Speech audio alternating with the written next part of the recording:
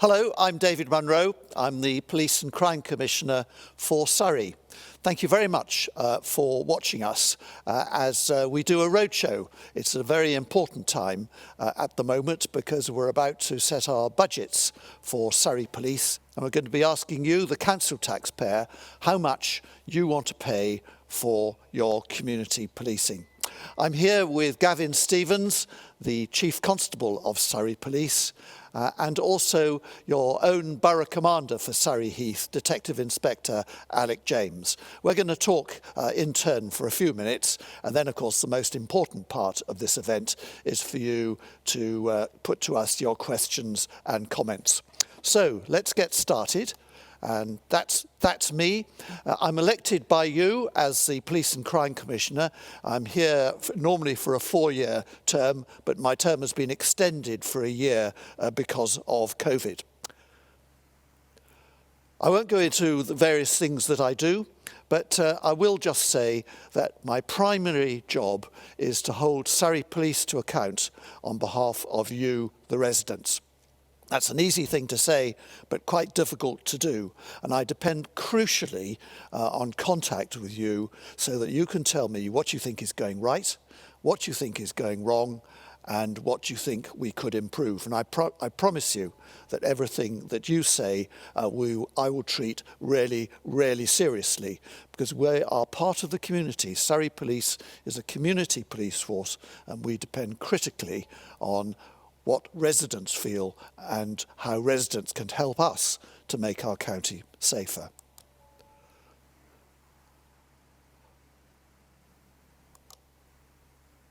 I think Surrey Police have done really well over the last few years, and this just lists some of our achievements. We've got more police officers and staff actually out there after a decade of very painful cuts. We've got improved satisfaction with Surrey residents. We're number 7 nationally. We're not complacent about that. We want to be number 1. And as you can see, we're on our way. And above all, that the very people, the vulnerable people who depend upon us most, that's victims and others, they think we're doing a pretty good job. Before COVID struck, I was out and about meeting thousands of people every year, yourselves, to find out what you thought of us. I haven't been able to do that as much, of course, for the last year, but nevertheless, I do need to keep in touch with you. The overwhelming thing that people say to me, they think Surrey Police generally are doing a great job, and you're right, they are. But what they want is to see more police officers on the streets, more But what we want to do is see more people, police officers and staff on the streets, helping them, keeping our community safe. And I hope what we're going to reassure you, that's what's going to happen with your help. We did this last year, face to face, I'm glad to say. And what we said was that if you accept a slight increase in the council tax precept, we are going to give you more officers to help you, more officers on the ground. And so the slide says, this is what you, the council taxpayer, paid for last year. And we promised to put over 150 additional officers and staff on our Surrey streets and communities by this March, especially over 60 officers at local level, and you'll see that some of them are specialist officers, police and community support officers, some are rural crime officers, and so on. And we also said that behind the scenes there, we would put in many more people so as to improve our crime solving rate. And I'm sure the Chief Constable is going to talk much more about that. Have we delivered on what we promised? Yes, we have. They're not all there yet, because it takes time to recruit and train people, but I promise you that they will be there by the end of this March. And of course, they won't all be experienced on day one. It takes a bit of time there. But have no fear. What you asked for, we are delivering. what we will be asking for next year, we will deliver to. I think I'd just like to mention some of the things that we do. It's not all about local policing, although that's an absolutely key part of what we do. I also support through my office an enormous number of organisations, and particularly I'm proud to say that we've supported over 30 organisations to help us all get through this really, really difficult coronavirus time. And they're doing really good work there, helping people to get through. And particularly, I'm proud to say, we've created another refuge for mainly women who are survivors of domestic abuse. It's one of the great problems at the moment. People cooped up in their houses. I'm afraid the potential for domestic abuse is higher than it ever was. And we've got to do something about that.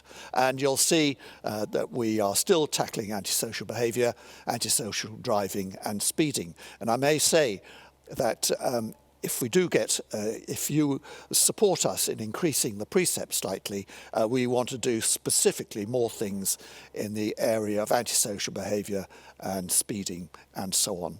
And as you'll see, there's more we're doing to support victims. So there we go. This is the ask. The government are allowing us to increase the policing element of Surrey's council tax by 5.5%, and that's equivalent to £15 a year or £1.25 a month on a Band D property. And what you'll get for that is an extra 150 police officers and staff by March 2022. That's the ask, and I'd be very interested in what you think of that. So, our consultation has already opened. Do go online if you haven't already. Let us know what you think. Last year, the response was absolutely excellent. I won't say what people said last year, although it's on my website, because I don't want to steer you. We want to hear your honest, unbiased opinion of what we can do to help you and how much you're going to be prepared to pay for it. I'm now going to hand over to Chief Constable Gavin Stevens, who is the professional head of Surrey Police. And Gavin, over to you. Thank you, Commissioner. Good evening, everybody. Thanks for joining us this evening. And what a year we've had. But in these times of uncertainty, I still think that it's incredibly important for us to plan ahead. If you came along to one of these events last year, then you gave us a really clear view about what you wanted to see from us here in Surrey Police.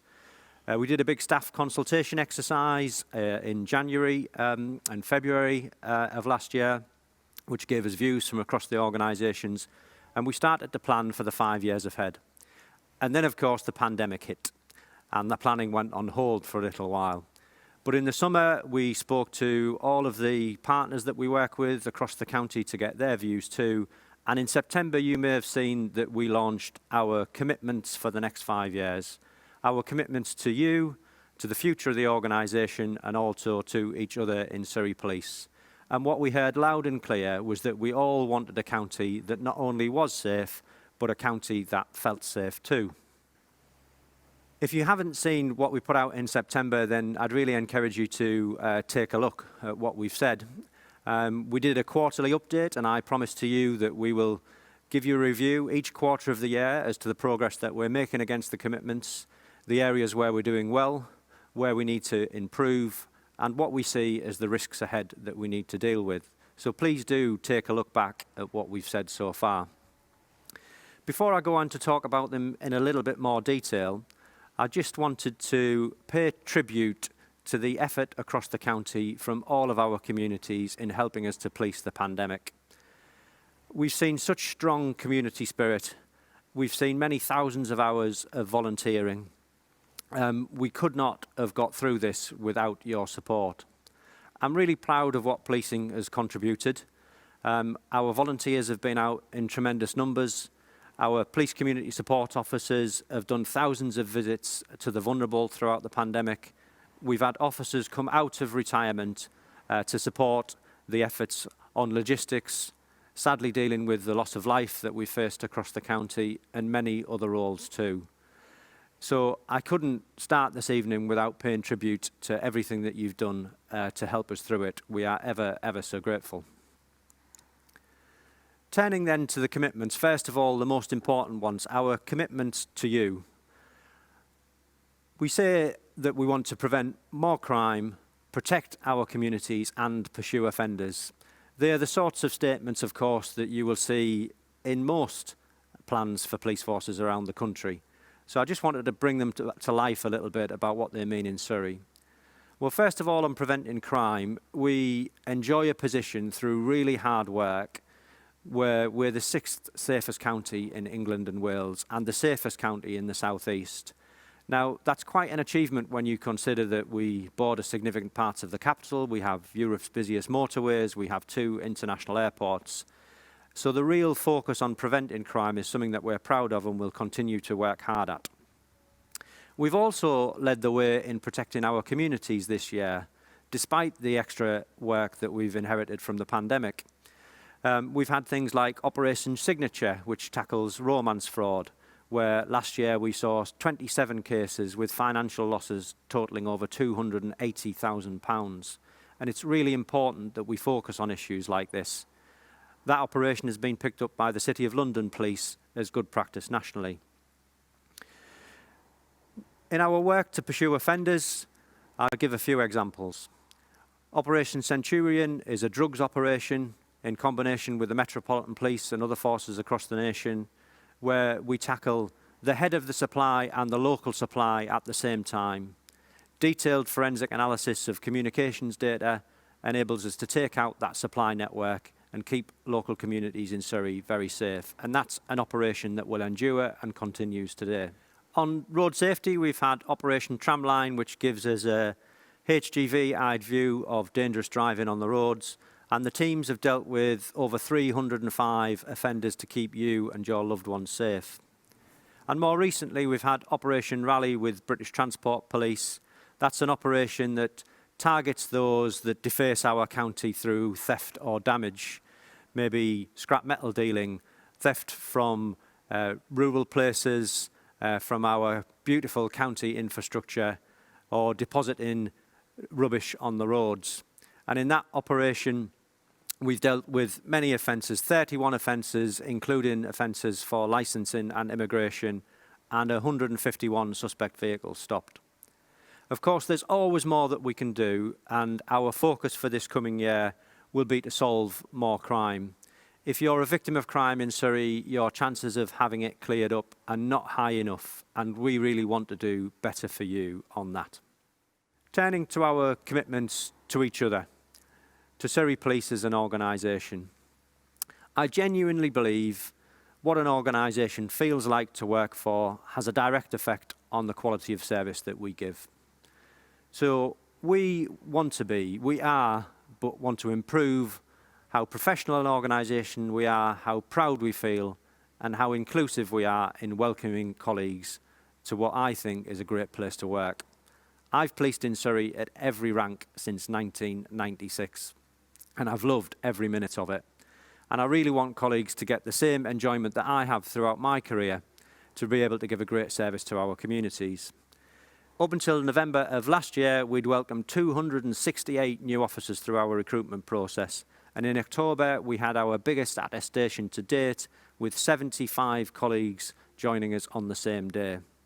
We also welcomed 23 transferees, a number returning to Surrey, having tried life in policing elsewhere, 56 police community support officers, and 301 police staff. So the organisation is growing. We take great pride in celebrating history too. We celebrated Black History Month, welcoming back the first black police officer at Surrey Police, Dr. Victor Elisa, who took part in a debate that attracted attendance from around the nation. And the exhibition that we did went out into communities so you could share in that pride too. On professionalism, we looked at discrimination that female colleagues can face in the workplace and led the way looking at the Everyday Sexism Project. A live debate allowed colleagues to engage in this subject and talk about how Surrey can truly be a welcoming organisation for everybody. But there are some areas that we want to improve. The focus this year is to maintain our exceptionally high standards of recruitment, selection, training and continuous development for officers so that we can continue to give you an excellent service. And then finally, turning to the commitments to the future of the force. I said last year that I had big ambitions for Surrey to be a more preventative organisation, and you heard from the Commissioner about our new problem-solving team that we've introduced this year. That team are overseeing over 350 live problem-solving cases. That's 350 issues that we're trying to get to the root causes of that help us prevent crime at source. I also take great pride in the partnership work that we've done this year. Working with volunteers, our Special Constabulary have done almost 43,000 hours of service in communities, which is just a tremendous achievement. Of course, many colleagues were furloughed during the pandemic and came to policing to give their community service. And I'm determined that when we return to life after the pandemic, that those partnerships that we've developed with a whole range of organisations across Surrey really do endure, so we can keep giving excellent quality service together. And finally, I think one of my responsibilities is to unlock the full potential of the organisation. We've talked about what we're doing with our people, but I also believe that getting the best use of our technology is really important for good service. This year we've introduced a new body-worn video system, a new platform to manage all of our digital evidence where you can directly upload material that you may have to help us with our investigations. We've launched a Digital 101 service where you can contact us online 24/7, 365 days a year and get the same quality service that you would expect when you contact us on the telephone. And so as not to get rusty, I've kept up my skills completing my taser training course earlier this year so I can continue to help out on patrol as well. Of course, there's always more that we can do, and our focus this year is to use all of the information that we have to better understand our demand so that we can make sure that our resources are targeted in the right place. I'd now like to hand over to Detective Inspector Alec James, who will give you a perspective as the local commander for Surrey Heath. Thank you, sir. And thank you everyone who's watching and taking part in our question and answer session later. I look forward to hearing from you. One of the first things I'd like to do is talk to you about some of the things we're doing in Surrey Heath to keep you safe. Then I'll talk about the team behind that and then move on to my priorities moving forward. In Surrey Heath, what I'm asking my teams to do is focus on those people, groups and places that are most vulnerable and which are the highest risk. So we can make sure that we're focusing our resources in the right place. So what does that mean? So when I'm talking about those people, groups and places that are most vulnerable, that might mean domestic abuse victims, hate crime victims, children and young people, or areas which are being disproportionately affected by antisocial behaviour. When I talk about high-risk people, groups and places, I might be talking about domestic abuse perpetrators, repeat offenders, people bringing drugs into our borough, or those perpetrating modern slavery and human trafficking offences. And when we've identified those most vulnerable and highest risk groups, I'll be looking to my team to conduct a problem-solving, preventative early intervention and an investigative approach to those issues. So that means working with you and with partners to identify the causes of the problems so we can prevent them from occurring, to make sure we're referring people into support to stop their offending, but ultimately conducting really thorough investigations so we can hold people to account and bring them to justice. So the team in Surrey Heath that are conducting that work, we have 13 PCSOs in our specialist neighbourhood team and 8 NSOs. Forming part of that is the latest recruits from our Police Now programme. You can see more about the team on the Surrey Police website by going to the Your Area part and clicking there. But that it really is the most visible part of police in the borough. We have a massive team working behind us to support us in keeping you safe. So already been mentioned, we have the problem-solving team, we have the neighbourhood policing team who we work really closely with, who are responding on a daily basis to emergencies to keep you safe. The roads policing team who in Surrey Heath have recently been working on the most common causes of road deaths and the Operation Dragonfly. We have the dog section and the firearms teams. We have our criminal investigations department, safeguarding teams, intelligence, proactive teams, and then the whole criminal justice framework which sits behind that. And we're in contact with them on a daily basis to make sure we're providing the right response to you in Surrey Heath to keep you safe.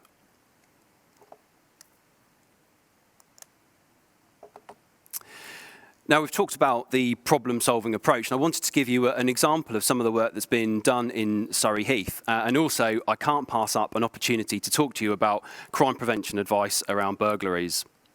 So, the problem-solving team have been supporting us with some analytical work. They were able to provide us in Surrey Heath with some of those hotspot areas across the borough which are repeatedly targeted for burglaries. Based on that information, we then went through each and every single burglary over the last year to identify what those common features were. And we were able to identify that the majority of those burglaries were happening in cul-de-sacs or closes. They were attacked from the rear. They're not overlooked. The majority of them didn't have a locked side gate, and the majority of those were suffering the theft of jewellery and cash. So based on that, and also our time and spatial analysis, finding out what days of the week and what times were most common, we've been able to conduct a proactive operation throughout the borough to make sure our resources are in the right time and in the right place to deter offending and catch offenders. We've also been providing crime prevention advice through the In the Know, through Neighbourhood Watch and through our Facebook site. So I really recommend signing up to those so you can keep fully informed about the latest crime trends and advice on how you can keep yourself safe. So with regards to burglaries, recommending that you make your home look occupied, make it a really difficult prospect for an offender, and make it a really risky target.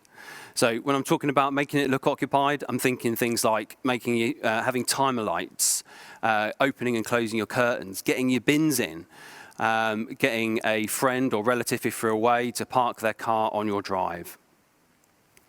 When I'm thinking about making it a difficult target, making sure you're locking your doors and windows, that you have a locked side gate, perhaps thinking about defensive planting over that side gate just to make it really, really difficult for an offender to get into your property. And then make it risky, make it really, really risky prospect for them, so it's more likely that they would get caught. Think about having sensor lights, having CCTV to the front and rear, installing an alarm, or joining your neighbourhood watch. So in Surrey Heath, in the last year, we've seen total notifiable offences reduce. We've seen burglaries reduce, vehicle crime reduce, violence with injury reduce, and thefts reduce. However, we have seen an increase in domestic abuse, an increase in hate crime, in antisocial behaviour, harassment, and in drugs offences. So that's helped me inform my priorities at the moment moving forward.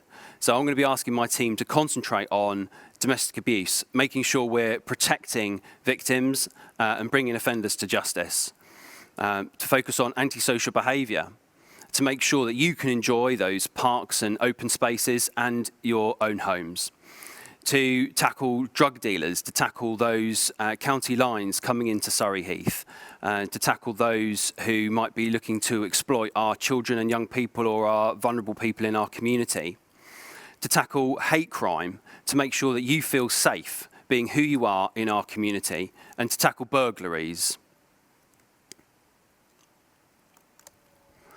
So I need to hear from you. I want to keep you safe, and I want to make sure you feel safe. And one of the best ways I can do that is by taking the information that you give me and building that into our policing response. So telling us what it is that makes you feel unsafe. Telling us where you might be seeing antisocial behaviour, so I can make sure I've got my resources in the right place and at the right time. So I now look forward to hearing any questions that you might have for us. And thank you very much for listening. So now's the time for you to have your say, and we look forward to your questions and comments.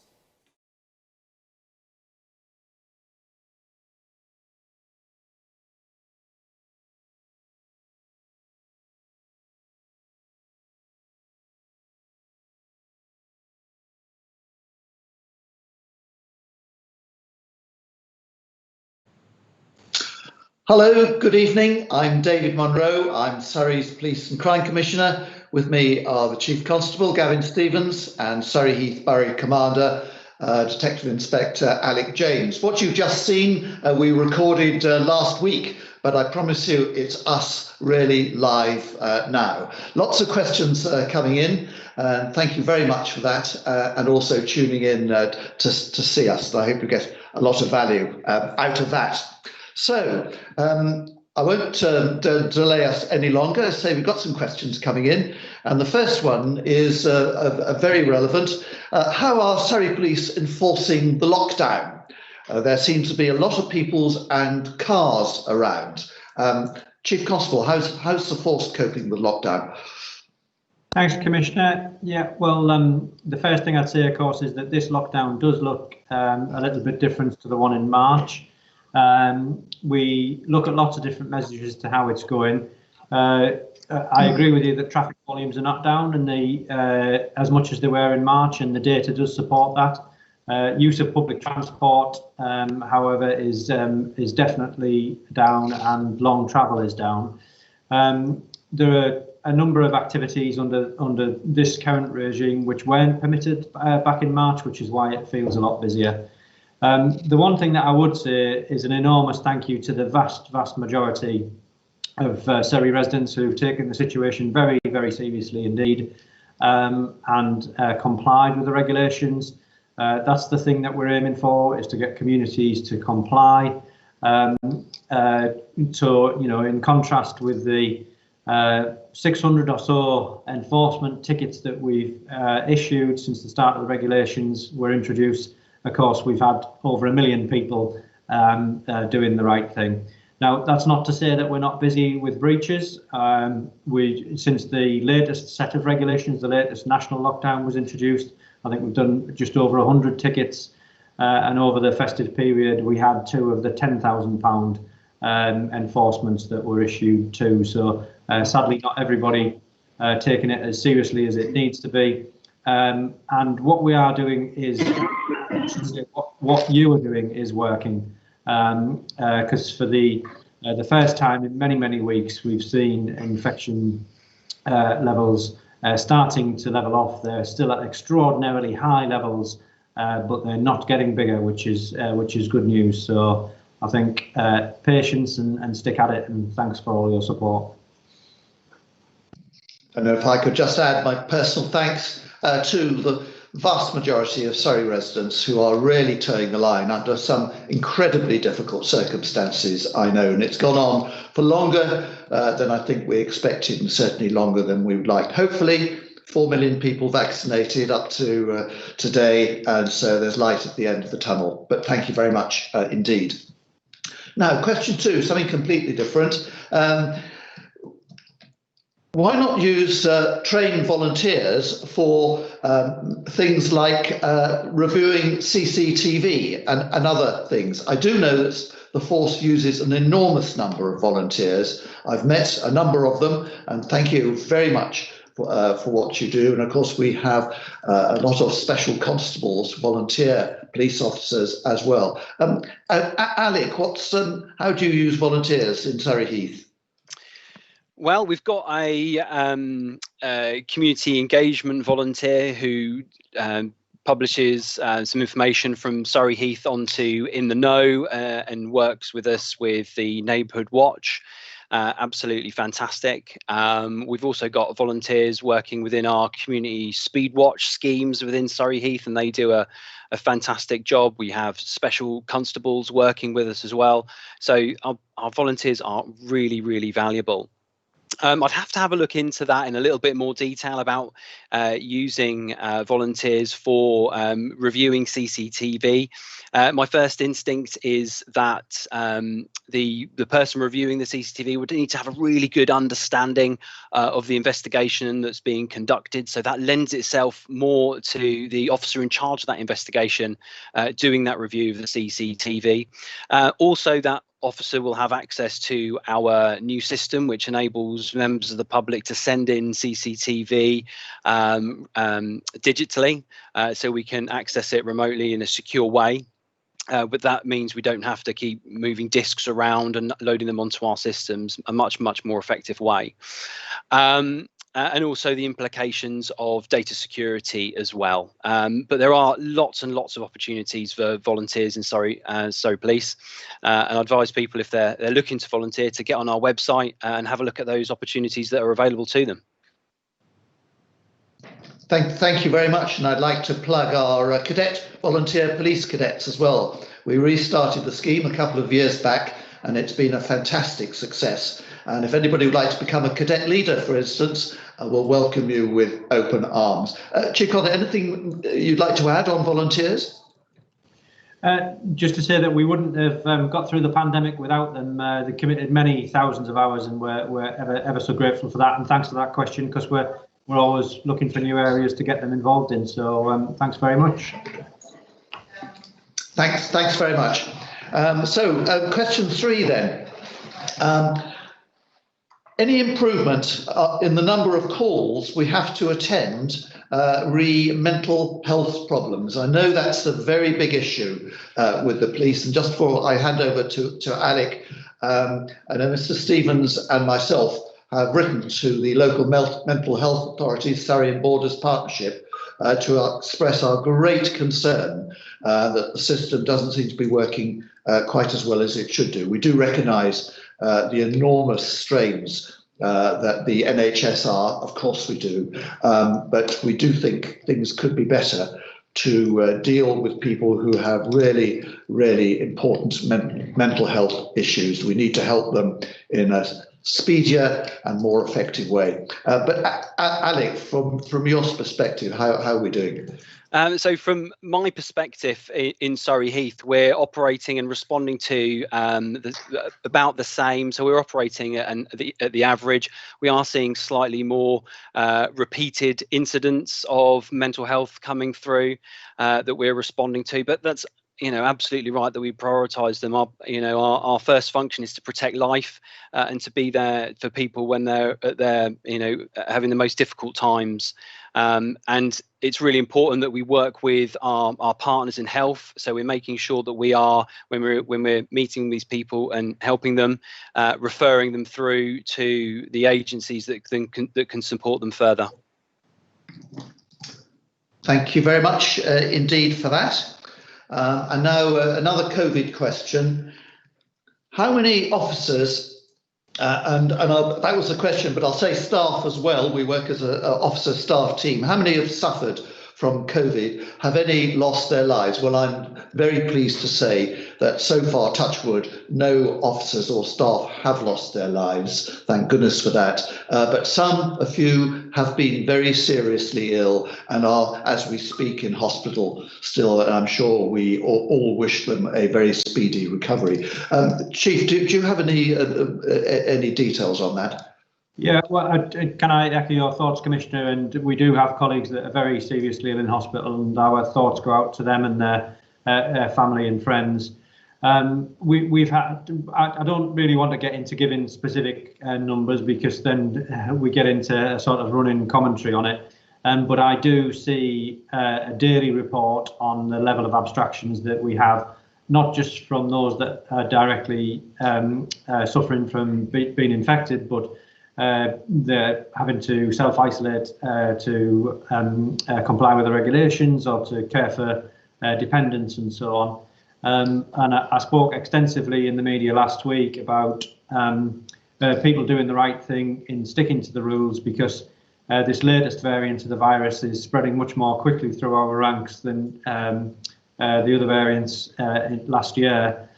We've had tens of officers, so not hundreds, but we've had tens of officers that have had positive COVID tests, and we have a few that are still suffering long-term complications. I'm pleased to say that most of those are back at work, but I do know of colleagues that had positive tests very early in the pandemic and still struggling with some of the side effects now. So this is a very serious illness for some.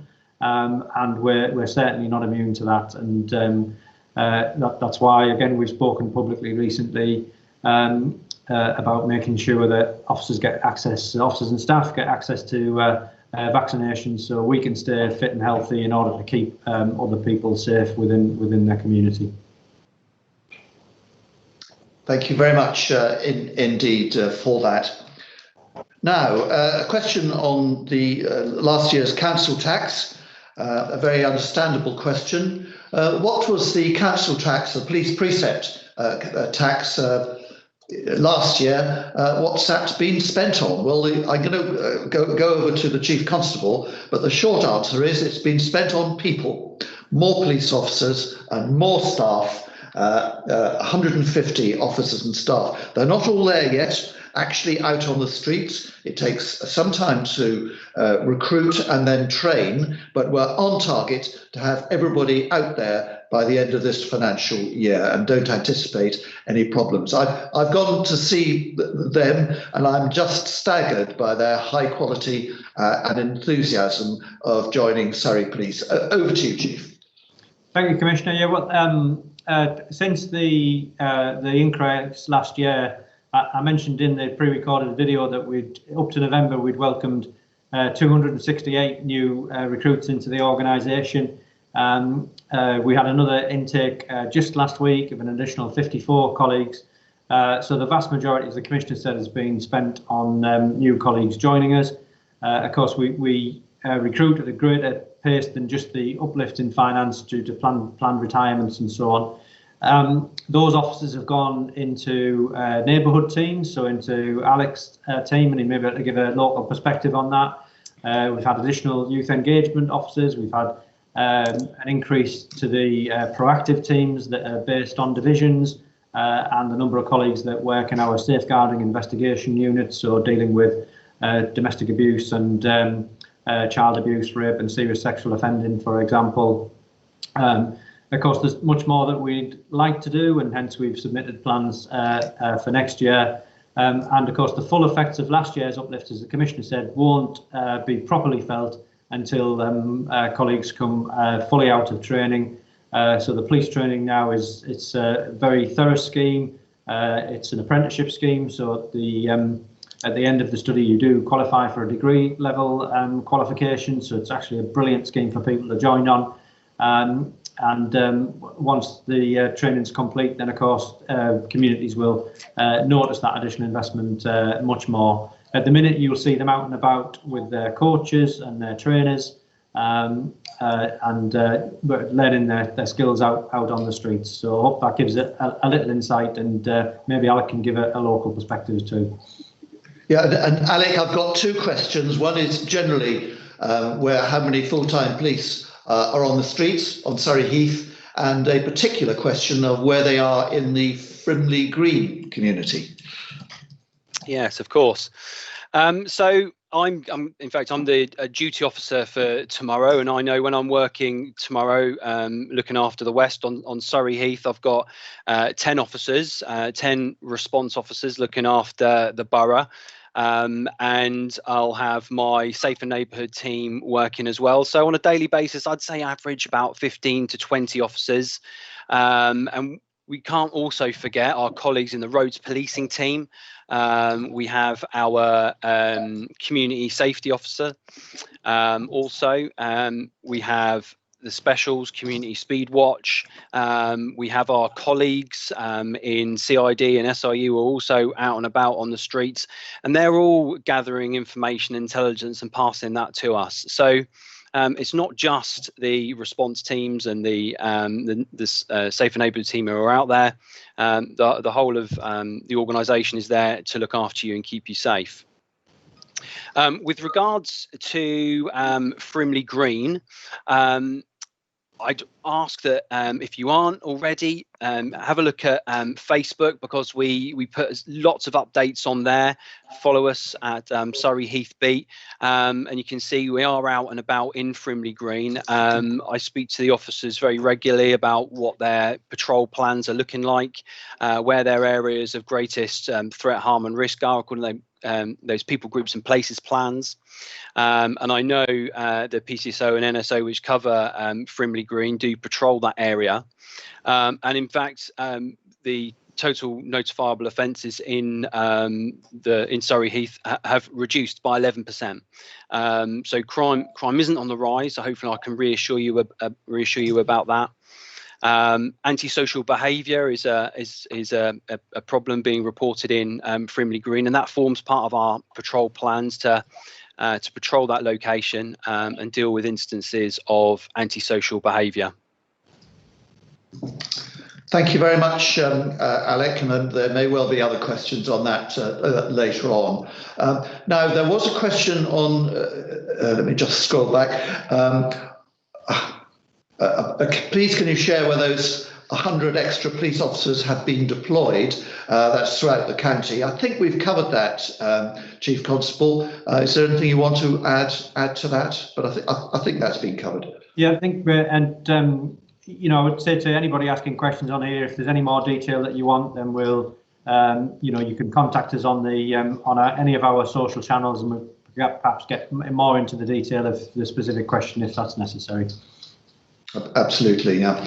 Now, is it possible that a recording of this event can be made available? And the answer is yes. And I think at the end of this, there'll be details of how you can access it, but it'll be available on Surrey Police's website and my website as well. So you won't have any problem there at all. Now, two questions on travellers. How is Surrey going to control the never-ending traveller incursions? So I think I'll hand over to the Chief of the operational side and Alec, and what's happening in Surrey Heath, and then I'll sweep up at the end. Okay, thank you, Commissioner. Yeah, well, obviously the pandemic year was a quieter year for unauthorised encampments than the previous year. I think a combination of factors. There's been a number of injunctions that local authorities have had in place, and obviously the pandemic has restricted movements and travel. You may be aware that myself and the Commissioner have been advocating for some time the transit site, which would give the police additional powers to direct unauthorised encampments to move on to that transit site.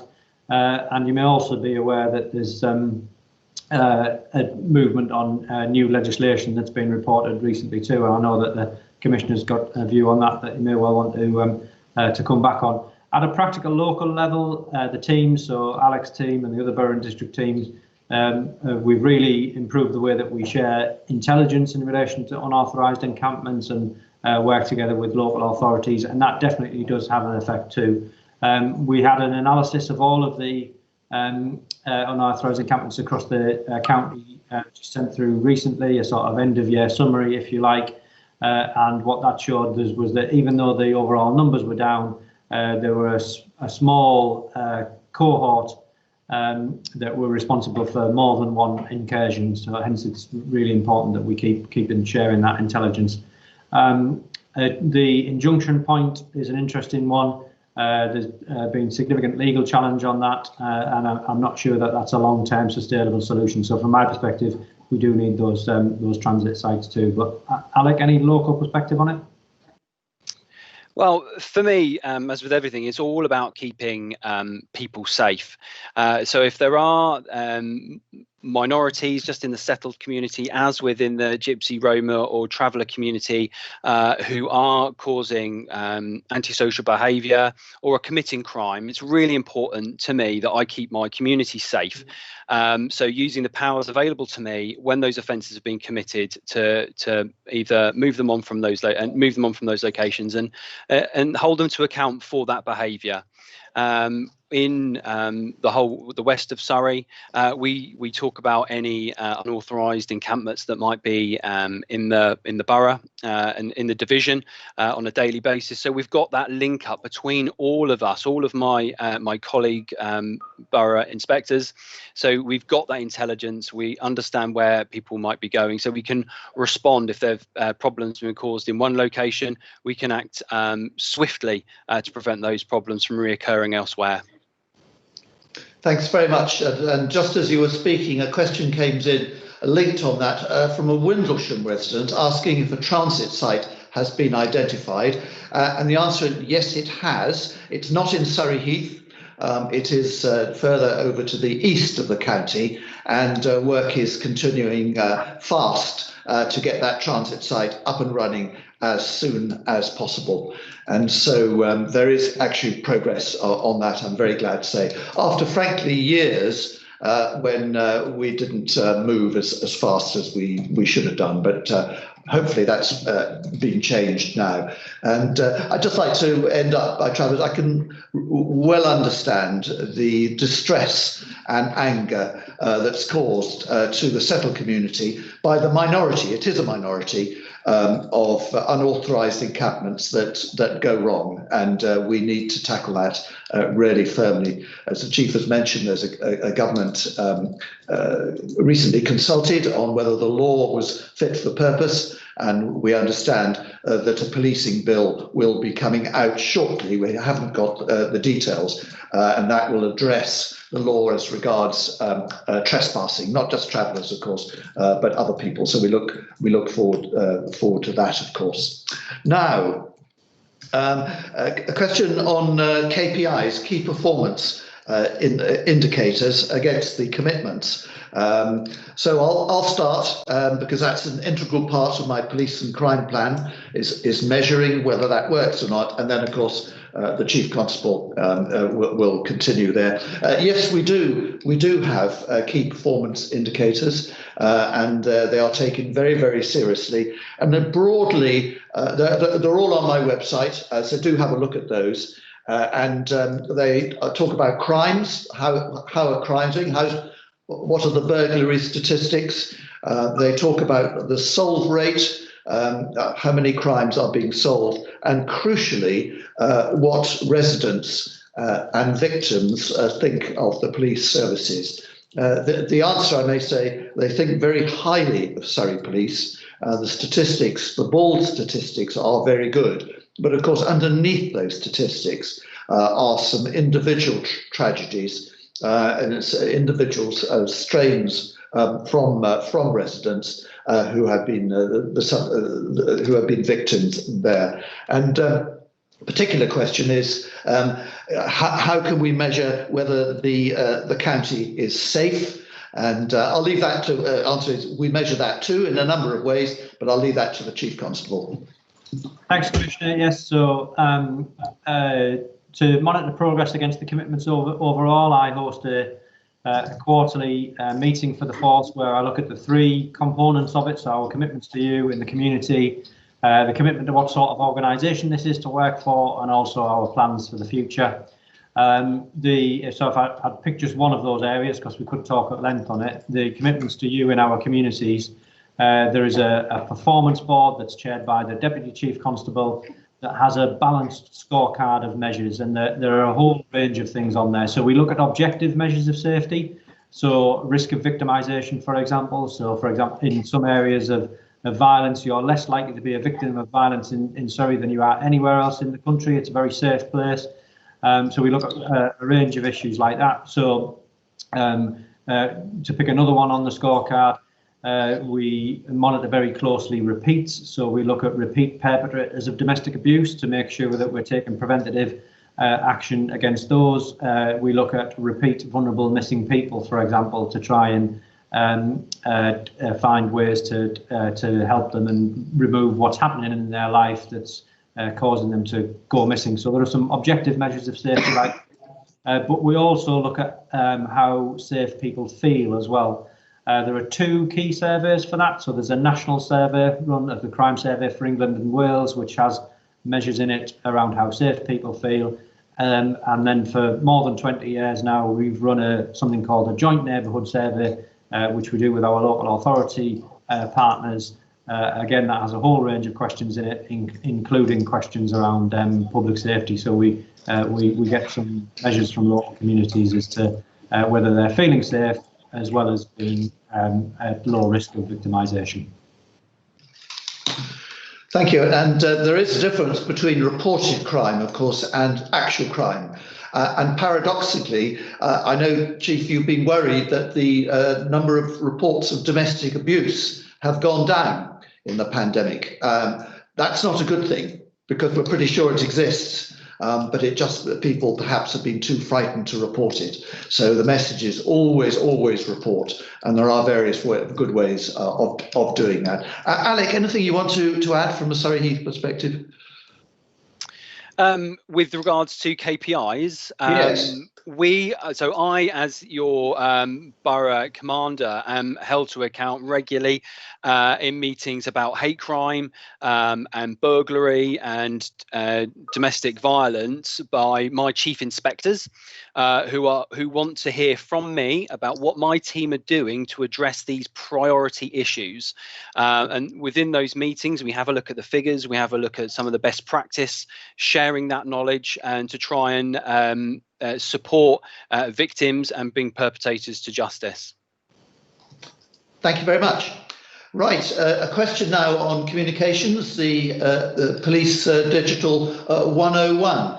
And thank you for saying, questioner, that it works well. I believe it does. And will we be promoting this new service after its recent soft launch? Chief, very dear to your heart, I know. Yeah.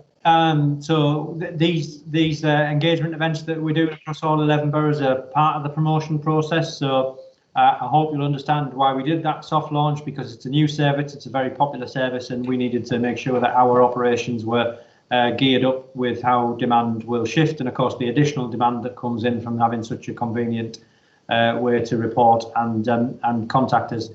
So you will hear us from here on in talking about it more publicly, and please do share that by word of mouth, and over the coming weeks you'll see it in our sort of official documentation too, now that the service is properly bedded in, and I'm pleased that you've found it convenient to use too, so thanks for the feedback. Good. Thank you very much. And next one is burglary, a really important aspect of policing to stop burglars, particularly nasty, vicious crime. And so the questioner says, burglary seems to be missing from the slide. Well, we can redress that now, and thinks that more police community support officers walking the streets, the communities, will help glean intelligence. And of course makes the point that people want to feel secure in their own homes. I'm sure we can all agree with that. Alec, can I come to you first? What's burglary like in Surrey Heath? So for year to date, burglary in Surrey Heath has reduced by 44%. So that's really good. And in fact, in Bagshot, it's reduced by 85% when we look at December 2020 compared to 2019. And Bagshot was one of our hotspot areas where we were expecting an increase in burglaries over the winter. What we've done, so burglary is one of our priority areas, and I talked about it a little bit in the introduction about how our problem-solving team were able to provide us with some of that analytical support to identify the hotspot areas within Surrey Heath. And then what we used a problem-solving approach to go back through all those burglaries and identify some of those key features. Using those key features, dates and times, we were then able to do a proactive operation with our neighbourhood watch, and I want to extend a massive thank you to them right now, because they have been so supportive of this. So what we were able to do is do patrols with the neighbourhood watch. They were out there looking for suspicious activity, but also delivering crime prevention leaflets to those addresses which match those previously targeted, so those in cul-de-sacs, those which weren't overlooked, those without a side gate. So those addresses were given some priority crime prevention advice. We also conducted proactive operations patrolling those streets, listening out to our neighbourhood watch colleagues and our other police colleagues and the radio for other information about suspicious activity. During those operations, we ended up arresting 2 people, and both were in custody, and both of them were convicted, I think, for other offences, not burglary, but we don't know what their intentions were, certainly at the time. So they've done an amazing amount of work, and what I'm going to do there is make sure we learn the lessons from that so that we can build on that for the whole of the borough, and I want to see more of that burglary reduction. But I also need to hear from you. So if you're seeing that suspicious activity, you clock a number plate that you think might be a bit dodgy, get that intelligence into us, because that could be the missing part of the jigsaw that we need to link everything together and arrest someone and hold them to justice. So your information is integral to our response. Thank you very much, Alec. We're reaching the end now, but there's a couple of questions to go. And now, a big thank you to Police Constable Finnegan in Bisley. So if Police Constable Finnegan is on this call, they like you in Bisley. So congratulations. And of course, we will. Is it a Mr. Finnegan or a Ms. Finnegan?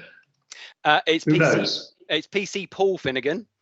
Mr. Finnegan, yes. Yeah, he's one of the neighbourhood specialist officers. And actually, I'm going to say the whole team are so enthusiastic about Surrey Heath here. I'm really, really lucky to have such a dedicated and hard-working team.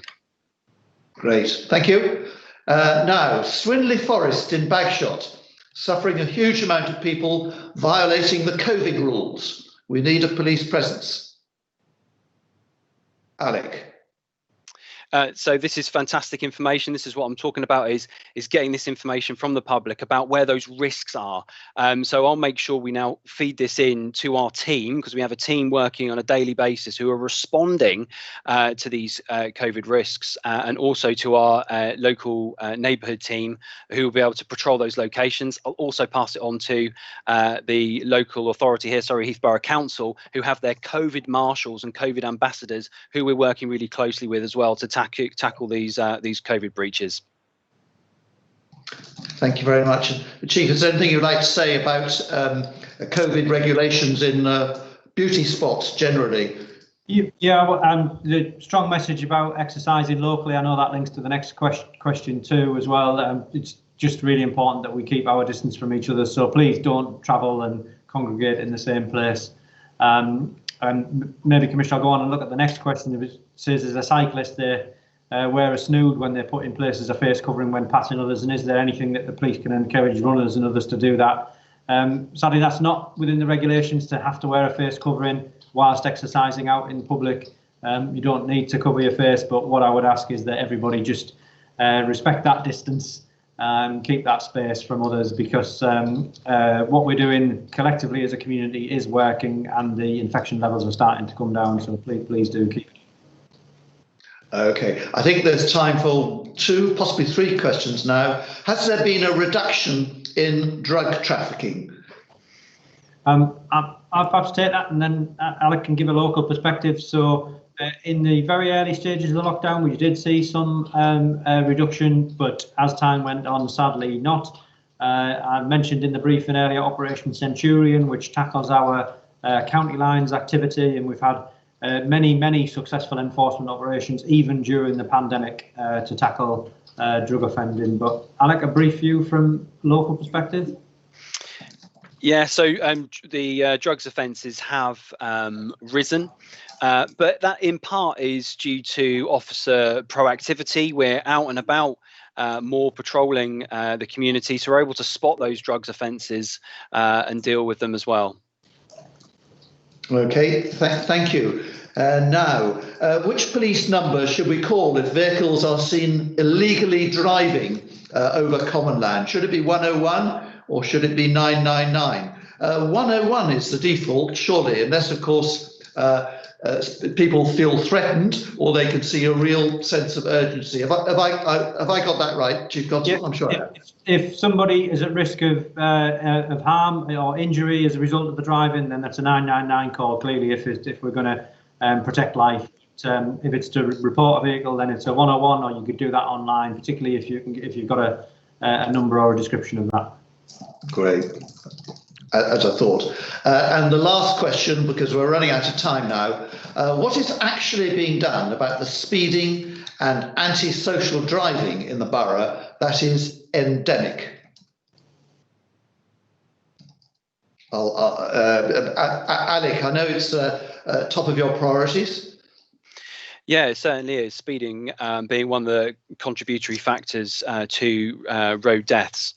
So again, community intelligence is really, really important to us. So if you're seeing speeding on your road, make sure you submit that to us. Tell us about it, because what we do is we put that information, your concerns, into a database, and then we run other factors against that. How many other people perhaps have reported that concern to us?